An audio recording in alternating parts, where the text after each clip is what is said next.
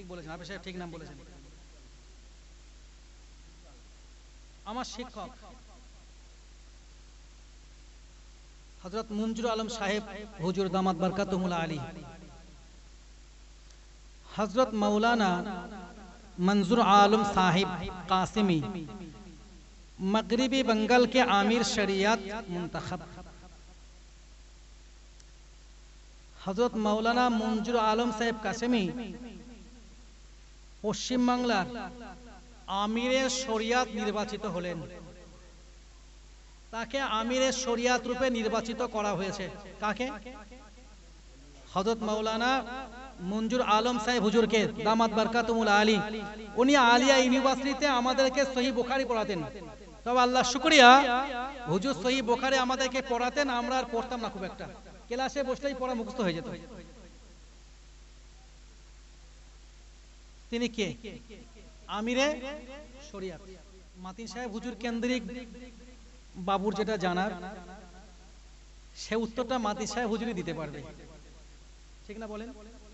आमी जेटा देब उत्तर सेटा होते पारे, उत्तरटा सठिक होते पारे, आबार भूलও होते पारे, बेठिकও होते पारे। कि बाबू সেই জায়গায় দাঁড়িয়ে আমার পক্ষে উত্তরটা দেওয়া কঠিন, তবে একটা মশলার উত্তর দিই। একটা কথা হচ্ছে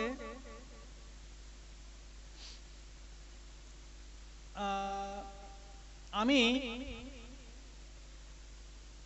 একজন মানুষের জন্য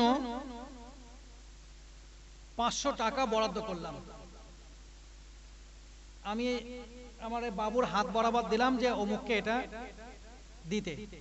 ওই মানুষটা সত্যকারের দুস্থ বা অসহায়, এই পয়সাটা খুবই প্রয়োজন। আমি বাবুর হাতে তুলে দিলাম আমার পক্ষ থেকে ওটা দান হিসাবে, তবে একজনকে উকিল নির্বাচন করলাম। বিষয়টা বুঝাতে পারলাম? তো বাবু গেলেন, ওনার হাতে কিন্তু পয়সাটা জমা, যাকে দেওয়ার জন্য আমি পাঠালাম, যাকে দেওয়ার জন্য তার কাছে উনি দেবেন ঠিক করেছেন, ওনাকে দিয়ে দিলাম। এখন ওই ব্যক্তিটার কাছে পর্যন্ত পৌঁছানো সম্ভব হয়নি। হতে পারে ওই মানুষটা মারা গেছে, হতে পারে ব্যক্তিটা সেখানে নেই, হতে পারে ওই ব্যক্তিটা যে জায়গায় ছিল সেই জায়গা থেকে অন্য জায়গায় চলে গেছে।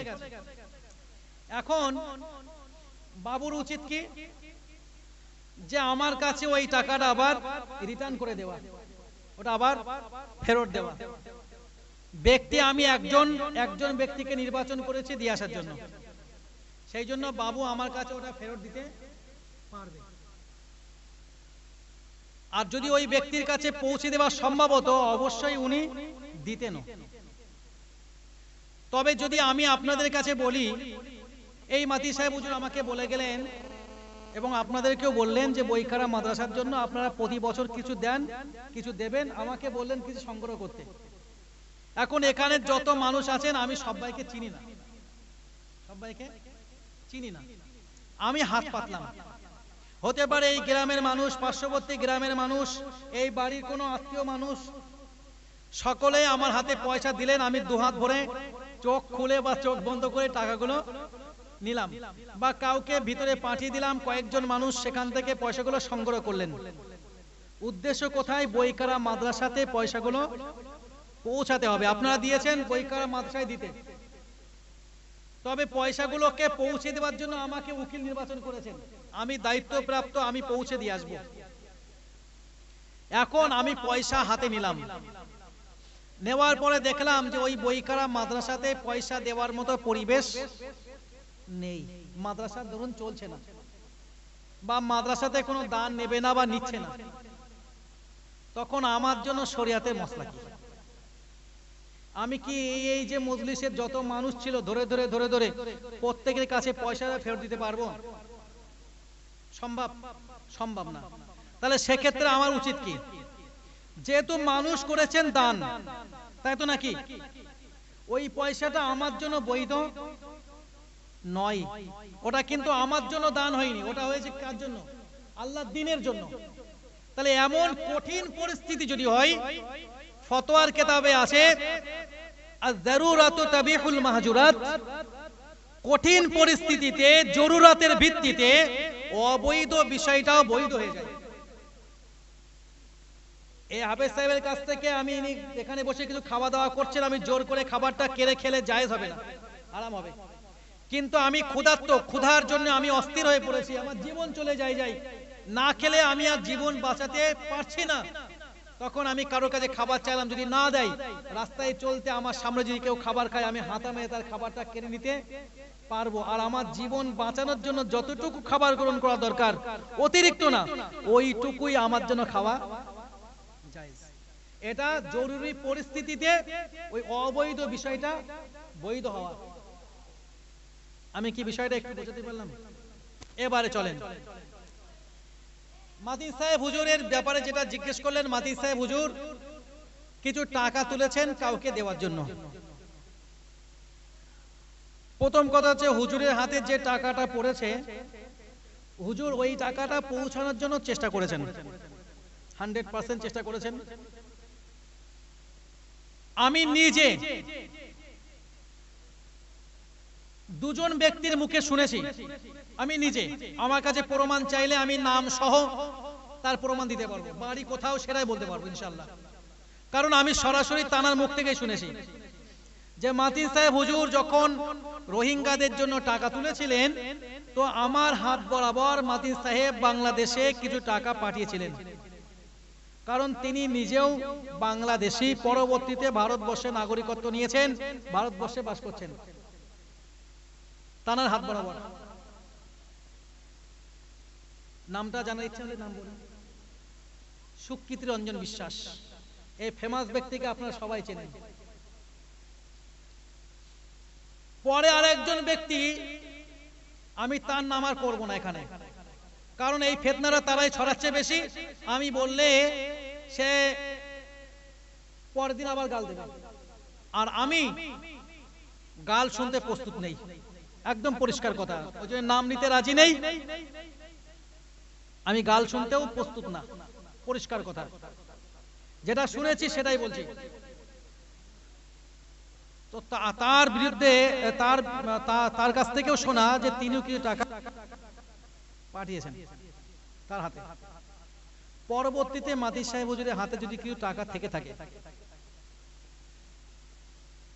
মাতি সাহেব এই যে আপনার কিছুদিন লকডাউন চললো, বিভিন্ন জায়গায় লঙ্গরখানা চলেছে, এগুলো আপনাদের জানা না? প্রতিদিন হাজার হাজার মানুষের খাবার মাতি সাহেব হুজুর ওনার প্রচেষ্টার দ্বারা, অন্যান্য আলেম ওলামাদের সহযোগিতা নিয়ে, বিভিন্ন বিত্তশালী মানুষের দ্বারস্থ হয়ে বিভিন্ন জায়গায় লঙ্গরখানা চালাতো না? পোলতারাটি, আমার বাবু প্রশ্ন করলেন, পোলতারাটি লঙ্গরখানা চলেছে না বাবু? চালিয়েছেন, বিভিন্ন মানুষ সাহায্য করেছেন।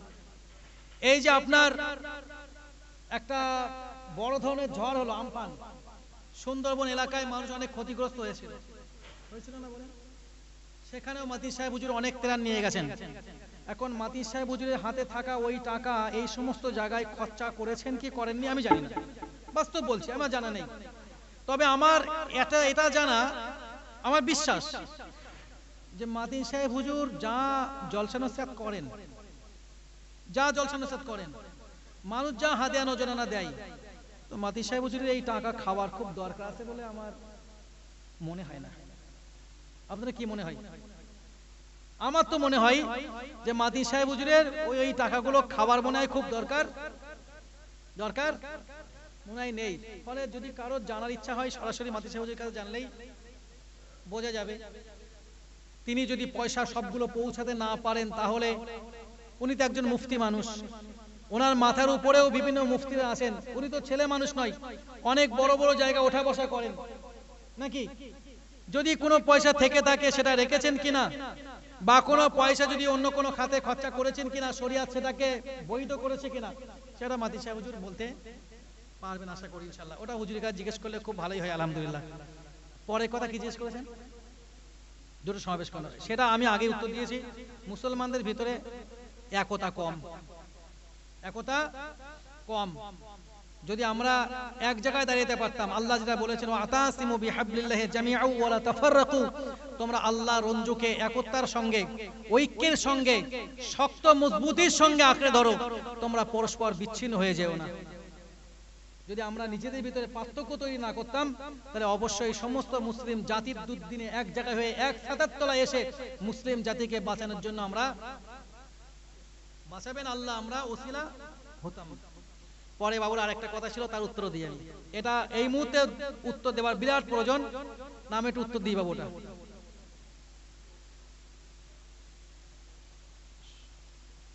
সকলে একটু পড়াশোনা করতে থাকেন, দোয়া সর্বাস্থানের জন্য সকলে বিসমিল্লাহ শরীফ সহ তওবা ইস্তেগফার পড়ুন একবার, সূরা ফাতিহা পড়ুন একবার, সূরা ইখলাস পড়ুন 3 বার, আর কয়েকবার দরুদ শরীফ পড়ুন।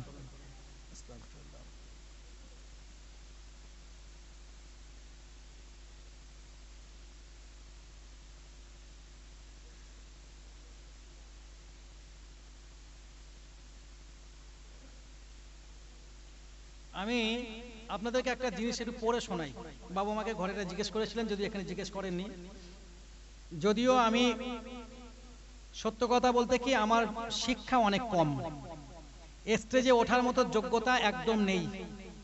মানুষ ভালোবেসে ডাকেন, আসি দুটো কথা বলে, এইটুকুই। তো পড়তে গেলেও ভুলও হয়ে যেতে পারে, আমি ভুলের ঊর্ধ্বে নই। এখানে একটা ছবি দেওয়া আছে, ছবিটা আপনারা হয়তো আপনি দেখতে পাচ্ছেন তো, ছবিটা চেনেন? চেষ্টা করেন তো চেনেন কিনা।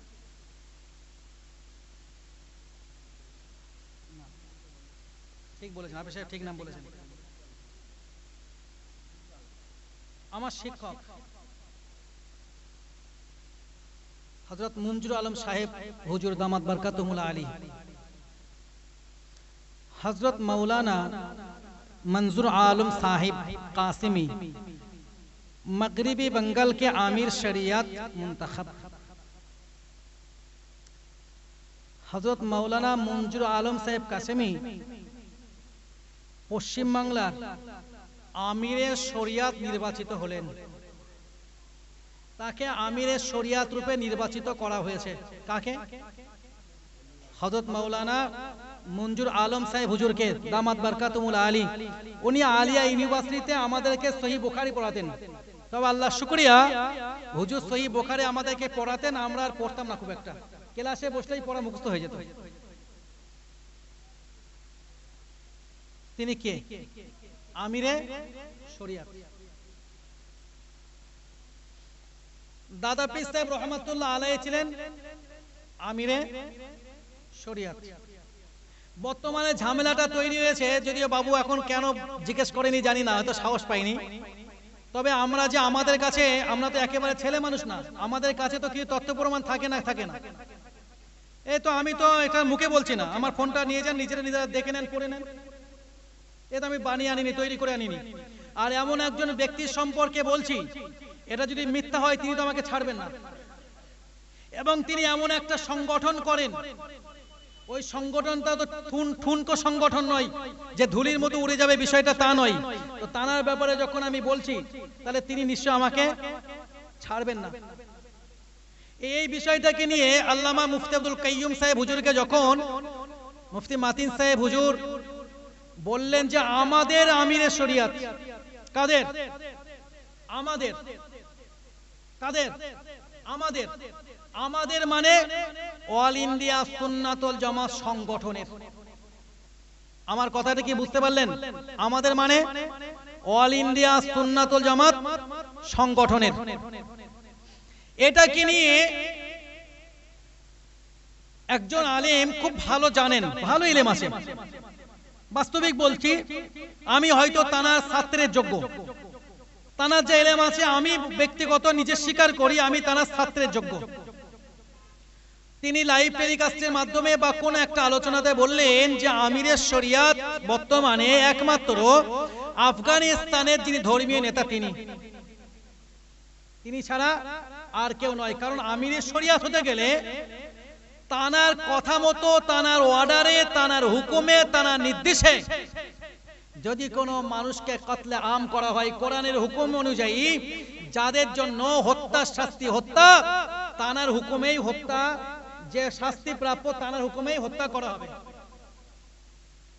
যে সাজাযোগ্য, এটাকে অন্য অমুসলিম মানুষের লাইফটা শুনতে পারেন, অন্য ব্যাখ্যা করতে পারেন, ওই জন্য বিষয়টা একটু ক্লিয়ার করে দিই। আমাদের এই ভারতবর্ষে বেশ কয়েক বছর আগে একজন ব্যক্তির ফাঁসি হলো। ওই ব্যক্তিটার নাম ছিল ধনঞ্জয়। তাকে ফাঁসি দিয়েছিল নাটা মল্লিক, তাই তো? আর হেতাল পার্ক নামে একটা মেয়ের সঙ্গে সে অবৈধ কর্ম করার জন্য বিচারে তার ফাঁসি হলো। আমি কি ঠিক বলছি না ভুল বলছি? ফাঁসিটা দিয়েছে কে? রাষ্ট্র তো নাকি? রাষ্ট্রই ফাঁসি দিয়েছে। বর্তমানে রাষ্ট্রীয় ক্ষমতা যার হাতে, তিনি এই সমস্ত হুকুমের নির্দেশনা দেবেন, আমাদের মতো মানুষরা দিতে পারবেন না। সেই নিরিখে তিনি হয়তো বলেছেন বিষয়টা। তবে যদি আমি একটু আগে যাই, আল্লাহ তুমি মাফ করে দিও, আমি দাদা পীর সাহেব রহমাতুল্লাহ আলাইহিকে ছোট করার জন্য নয়, আমি তানাকে আমিরুশ শরিয়াত রূপে বিশ্বাস করি, আমি তানাকে মুজাদ্দিদে জামান রূপে বিশ্বাস করি, আমি নিজ একজন সিলসিলায়ে মুজাদ্দিদে জামানের অনুসারী, আলহামদুলিল্লাহ বলেন। এ ব্যাপারে তিনি যে মুজাদ্দিদ, এ ব্যাপারে আমার এক বিন্দু সন্দেহ নেই। তিনি যে আমিরে শরিয়াত, এ ব্যাপারে আমার এক বিন্দু সন্দেহ নেই। তিনি যে একজন জাহেরি এবং বাতিনি ইলমে পরিপূর্ণ, এ ব্যাপারে আমার এক বিন্দু সন্দেহ নেই। তবে আমি ওই হুজুরকে বলবো, যদি আপনি বলেন আমিরে শরিয়াত হতে গেলে তার হুকুমে কোরআনের ফয়সালা অনুযায়ী যদি কারোর ফাঁসি হতে হয়, যদি কারোর ফাঁসি দিতে হয় কোরআনের হুকুম অনুযায়ী, তাহলে আমিরের শরিয়াতের হুকুম অনুযায়ী হবে। যদি কাউকে কোরআনের হুকুম আল কাতলু বিল কাতাল, হত্যার শাস্তি হত্যা, ওটা আমিরের শরিয়াতের হুকুম অনুযায়ী হবে। একটা প্রমাণ চাইছি, একটা বেশি লাগবে না। দাদা পীর সাহেব রহমাতুল্লাহ আলাইহি আমিরের শরিয়াত ছিলেন। দাদা পীর সাহেব রহমাতুল্লাহ আলাইহির নির্দেশে কার ফাঁসি হয়েছে? দাদা পীর সাহেব রহমাতুল্লাহ আলাইহি আমিরে শরিয়াত ছিলেন। দাদা পীর সাহেব রহমাতুল্লাহ আলাইহির নির্দেশে কার কল্লা আলাদা করা হয়েছে? দাদা পীর সাহেব রহমাতুল্লাহ আলাইহি আমিরে শরিয়াত ছিলেন। দাদা পীর সাহেব রহমাতুল্লাহ আলাইহির নির্দেশে কার গলা পর্যন্ত মাটিতে পুঁতে তার মাথার উপরে পাথর মেরে মেরে হত্যা করা হয়েছে? একটা প্রমাণ চাইছি, একটা দেখান, একটা দেখান। যদি না দেখাতে পারেন, যদি না দেখাতে পারেন, তাহলে কি দাদা পীর সাহেব রহমাতুল্লাহ আলাইহিকে আমিরে শরিয়াত মানবেন না? মনে হয় দেখাতে পারলেন মানবেন, আর দেখাতে না পারলে আর মানবেন না বলেন? আমি বলছি, আমি দেখাতে না পারলেও, আমি দেখাতে না পারলেও দাদা পীর সাহেব রহমাতুল্লাহ আলাইহিকে আমিরে শরিয়াত বিশ্বাস করি। কারণ তিনি ইসলামিক শরিয়াতের উপরে, ইলমে জাহির এবং ইলমে বাতিনের উপরে তিনি আমির ছিলেন। সুবহানাল্লাহ বলেন। তিনি মুজাদ্দিদ ছিলেন, যুগ সংস্কারক ছিলেন। সুবহানাল্লাহ বলেন। আল্লামা মঞ্জুর আলম কাশেমি হুজুর, তিনি ইসলাম শরিয়াতের ব্যাপারে, কোরআনের ব্যাপারে, হাদিসের ব্যাপারে, ফিকহ উসুলের ব্যাপারে, আকাইদের ব্যাপারে, শরিয়াতের ব্যাপারে, মুসলিম ধর্মের মাসলা মাসাইলের ব্যাপারে তিনি আমির। তাই তিনি আমির শরিয়াত। আল্লামা মুফতি আব্দুল কাইয়ুম সাহেব, তিনি অল ইন্ডিয়া সুন্নাতুল জামাত সংগঠনের সদস্য জানারা, অল ইন্ডিয়া সুন্নাতুল জামাত সংগঠন অনুসারী জানারা, তানাদের কোরআন হাদিস ভিত্তিক মাসলা মাসাইলের জন্য, দ্বীন ও শরিয়াতের জন্য, ফিকহ উসুলের জন্য অল ইন্ডিয়া সুন্নাতুল জামাত সংগঠনের সবথেকে বড় আলেম আল্লামা মুফতি আব্দুল কাইয়ুম সাহেব হুজুর।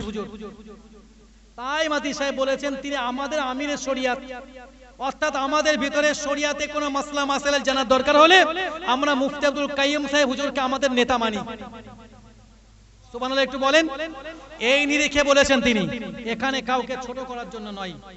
আমি দাবি করব, আল্লাহ পাক রব্বুল আলামিন আমাদিগকে এই রকম খেয়ানাতে আলোচনা করা থেকে আল্লাহ আমাদেরকে হেফাজত করুন।